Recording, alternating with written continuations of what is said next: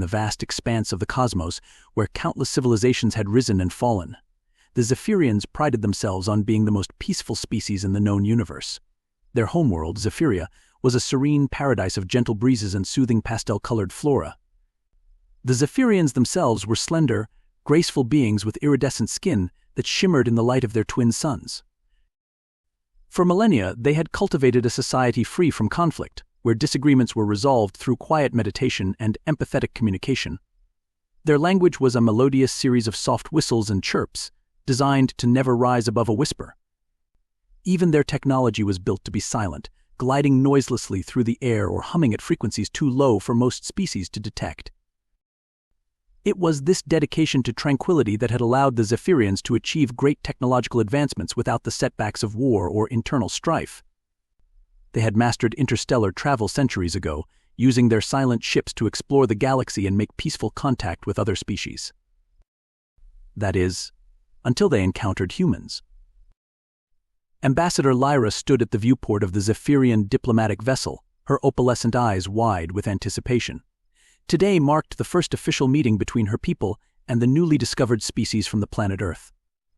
Initial scans had shown the humans to be bipedal mammals, not too dissimilar in appearance to some other species the Zephyrians had encountered. However, their civilization seemed young, having only recently achieved faster-than-light travel. "Are you prepared?" Ambassador chirped Captain Zephyr, his voice barely audible even in the quiet bridge of the ship. Lyra turned and nodded, her movements graceful and deliberate. "I am, Captain. Let us hope these humans are as eager for peaceful relations as we are." The human vessel docked with a gentle thud that made several of the Zephyrian crew members wince.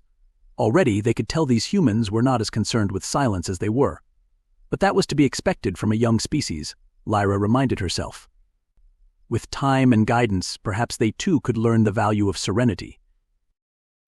As the airlock cycled open, Lyra and her small delegation stepped forward to greet their new galactic neighbors. The human delegation emerged, led by a tall, dark-skinned woman with close-cropped hair and a dazzling white smile. "Greetings," Ambassador Lyra the woman said, her voice booming in the quiet space.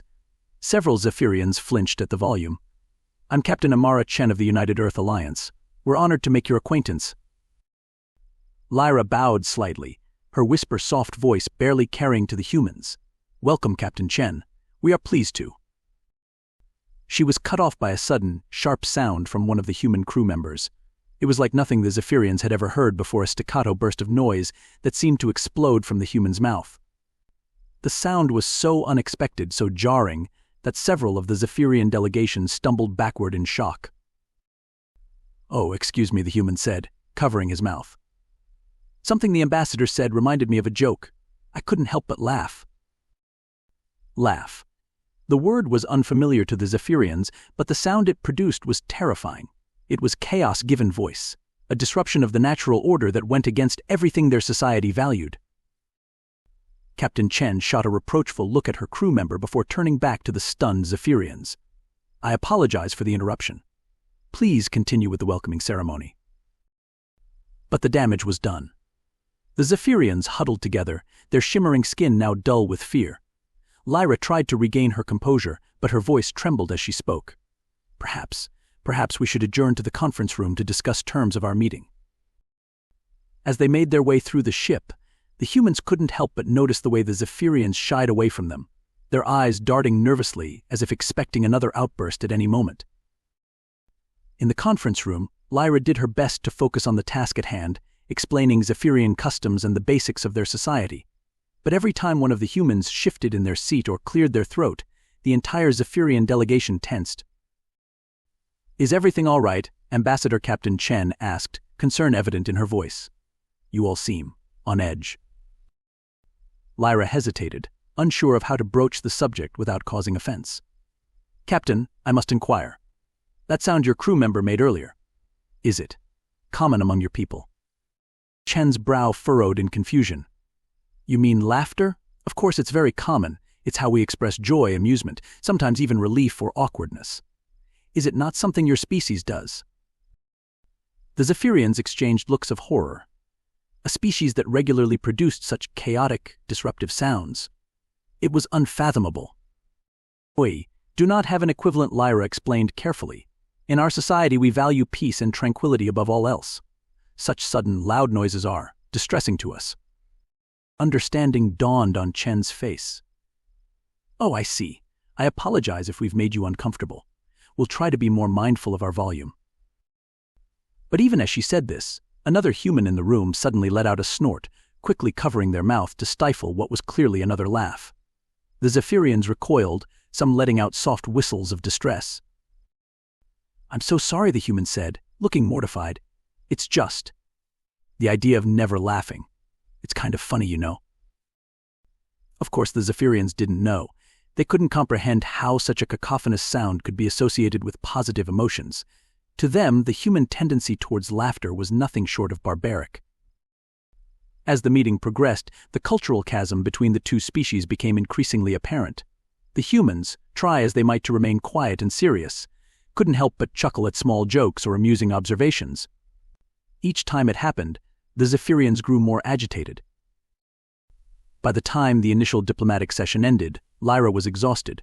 She had never experienced such a stressful encounter in all her years as an ambassador.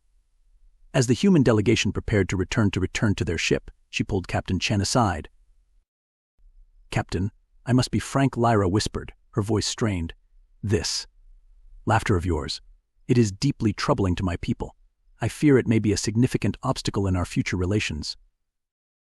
Chen frowned, clearly taken aback by the severity of Lyra's concern.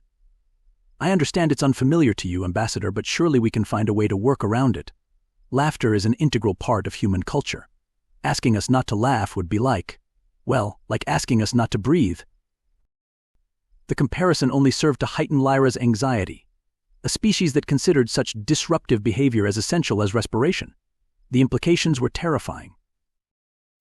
As the humans departed, the Zephyrian crew gathered in the ship's central atrium.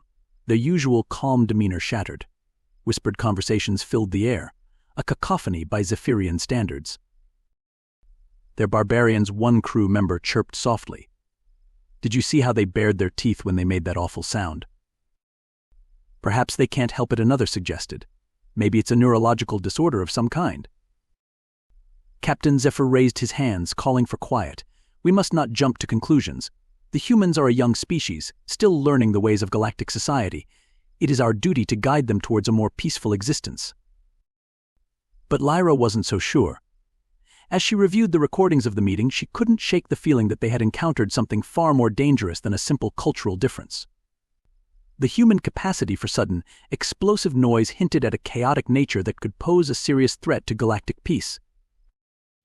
In the days that followed, as the Zephyrian ship maintained a respectful distance from the human vessel, Lyra pored over the data they had gathered on Earth and its inhabitants. What she found only confirmed her worst fears. Human history was rife with conflict. Their entertainment, filled with raucous noise they called music, and their social interactions seemed to revolve around the production of that terrifying sound, laughter. Even their art, in all its myriad forms, seemed designed to provoke emotional responses that often resulted in tears, another concept alien to the Zephyrians, or laughter. They're not just barbarians, Lyra realized with growing horror. They're something far worse. They're space orcs. The term was one she had encountered in her studies of human fiction, a species so crude, so violent, so chaotic that they seemed to thrive on disorder. And yet these humans had managed to achieve spaceflight, to create complex societies, all while embracing the very chaos the Zephyrians had spent millennia trying to eliminate. As she prepared her report for the Zephyrian High Council, Lyra grappled with a difficult question: how does one recommend handling a species that views disruption as a virtue? The humans' laughter was just the tip of the iceberg. Their entire existence seemed to be a refutation of everything the Zephyrians held dear. In the end, her report was simple and to the point: the human species represents a fundamental threat to galactic harmony. Their society is built on principles of chaos and emotional volatility. As evidenced by their frequent and enthusiastic production of discordant vocalizations known as laughter, it is the recommendation of this ambassador that all non-essential contact with humans be suspended until such time as we can develop strategies to neutralize or contain their disruptive influence. As she sent off the report, Lyra felt a twinge of regret. The humans, for all their faults, had seemed eager to establish friendly relations. Captain Chen, in particular, had been nothing but accommodating, even if her efforts to quiet her crew had been largely unsuccessful. But the safety of the galaxy had to come first. The Zephyrians had worked too hard for too long to create a peaceful interstellar community. They couldn't risk having it all undone by a species that found joy in chaos. Little did Lyra know that her report would set in motion a chain of events that would reshape galactic politics for centuries to come. The Zephyrian High Council, alarmed by her findings, began to quietly warn other species about the human threat. Trade routes were altered to avoid human-controlled space. Diplomatic overtures from Earth were politely but firmly rebuffed. The humans, of course, were baffled by this sudden cold shoulder from the galactic community. They had thought their first contact with the Zephyrians had gone reasonably well, a few cultural hiccups notwithstanding. As they found themselves increasingly isolated, theories began to circulate. Had they unknowingly violated some cosmic taboo? Was there a galactic conspiracy against emerging species? It would be years before the truth came to light, and by then the damage was done. Humanity, feeling rejected and marginalized, had turned inward, focusing on expanding their territory and strengthening their military capabilities. By the time they discovered the real reason for their ostracization, they had become exactly what the Zephyrians feared: a formidable and unpredictable force in the galaxy. The great irony, of course, was that it was the Zephyrians' fear of chaos that had created the very threat they sought to avoid. Their inability to understand or accept the human capacity for joy, expressed through laughter, had set the stage for centuries of mistrust and missed opportunities. As for Lyra, she would go down in Zephyrian history as the ambassador who first identified the human threat, but in quiet moments, alone in her chambers, she sometimes found herself thinking back to that first meeting. She remembered the warmth in Captain Chen's smile, the genuine curiosity in the human's eyes. And sometimes, in the depths of her being, she felt a strange, unfamiliar sensation of bubbling, effervescent feeling that made her want to open her mouth and release something. But she always suppressed it. After all, she was Zephyrian, and Zephyrians did not laugh.